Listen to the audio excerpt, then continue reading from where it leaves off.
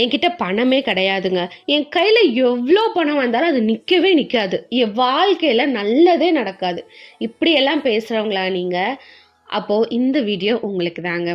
First விஷயம், உங்கள் வாழ்க்கையில் இருக்க கடன் பிரச்சனைக்கும் பொருளாதார தேவைக்கும் ஆசீர்வாதம் இன்மைக்கும் காரணம் நீங்கள் தான், சாத்தான் கூட கிடையாது. அது ஏன் நீங்கள் என்ன மிஸ்டேக் பண்ணுறீங்க, அந்த மிஸ்டேக்கை எப்படி சரி செய்யலாம்னு நீங்கள் தெரிஞ்சுக்கணும் நினச்சிங்கன்னா இந்த ஷார்ட்ஸை ஃபுல்லாக பாருங்கள். ஃபஸ்ட்டு ரெண்டாவது விஷயம் நல்லா தெளிவாக தெரிஞ்சுக்கோங்க. நம்ம நாவுக்கு பயங்கரமான வல்லமை இருக்குது. ஸோ தயவு செஞ்சு நீங்கள் என்ன பேசுகிறதா இருந்தாலும் ரொம்பவே நிதானிச்சு யோசிச்சு பேசுங்க. நமக்கு எல்லாத்துக்குமே தெரியும், ஏசப்பா 30 வயசுக்கு அப்புறம் மினிஸ்ட்ரி பண்ண ஆரம்பிச்சிருவாரு. ஸோ அவர் எந்த வேலையுமே செய்யல 30 வயசுக்கு அப்புறம்.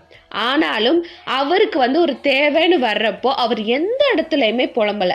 ஸ்திரர்கள் நம்ம கிட்ட இவ்வளோதான் இருக்குது, நான் இந்த மாதிரி வரி கட்டணும் அப்படின்னு சொன்னப்போ அவர்கிட்ட சொல்யூஷன் இருந்துச்சு. என்ன அப்படின்னா, அவர் உடனே போய் ஜெபம் பண்ணாரு. பிதா அப்பாவை விசுவசிச்சாரு. எந்த இடத்துலையுமே என்ன பிதா அப்பா நீங்க உலகத்துக்கு அனுப்பிச்சிட்டீங்க, இந்த சிலர்கள் இவ்வளோலாம் கேட்குறாங்க, நான் என்ன செய்ய, இந்த மாதிரி அவர் எந்த இடத்துலையுமே புலம்பல. நீங்க ஒருவேளை உங்களுக்கு நாளைக்கு லோன் கட்டணும், இன்னைக்கு உங்ககிட்ட பணமே இல்லையா, உடனே போய் எந்த மனுஷக்கிட்ட கேட்கலாம், யாரை போய் கெஞ்சலாம், இந்த மாதிரி எண்ணங்களுக்கு போகிறதுக்கு முன்னாடி, கடன் வாங்குறதுக்கு முன்னாடி நீங்க ஜெபம் பண்ணுங்க. அழுது நீங்க ஜெபம் பண்ணுங்க. நம்மளோட வீடியோஸை நீங்க ஃபாலோ பண்ணிட்டே வரீங்கன்னா நம்மளோட கண்ணீரை ஏசப்பா எந்த அளவு வேல்யூ பண்றாங்கன்னு நான் சொல்லியிருப்பேன்.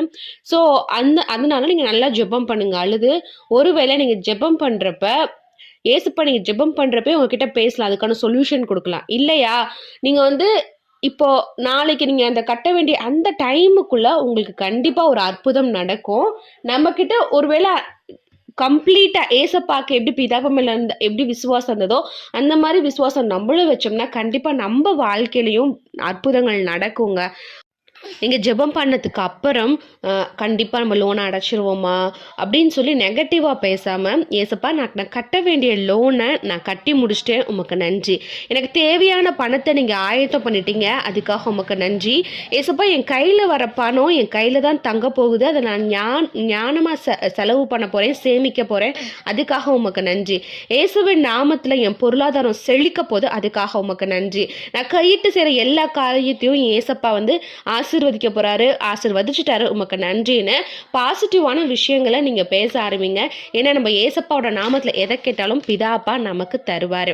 நம்மளோட வார்த்தைகள் தாங்க நம்மளோட எண்ணங்களை வடிவமைக்குது. அதனால நம்ம என்ன பேசுறோம் அப்படிங்கிறதுல ரொம்பவே கவனமா இருக்கணும். நம்மளோட எண்ணங்கள் தான் நம்ம எடுக்கிற முடிவுக்கு ஒரு பயங்கரமான இன்ஃப்ளூயன்ஸா இருக்குது. ஸோ இன்னைக்கே நீ நெகட்டிவா பேசுறத ஸ்டாப் பண்ணிட்டு கர்த்தருடைய வார்த்தையை உங்க வாழ்க்கையில பேசுங்க. கண்டிப்பா மாற்றத்தை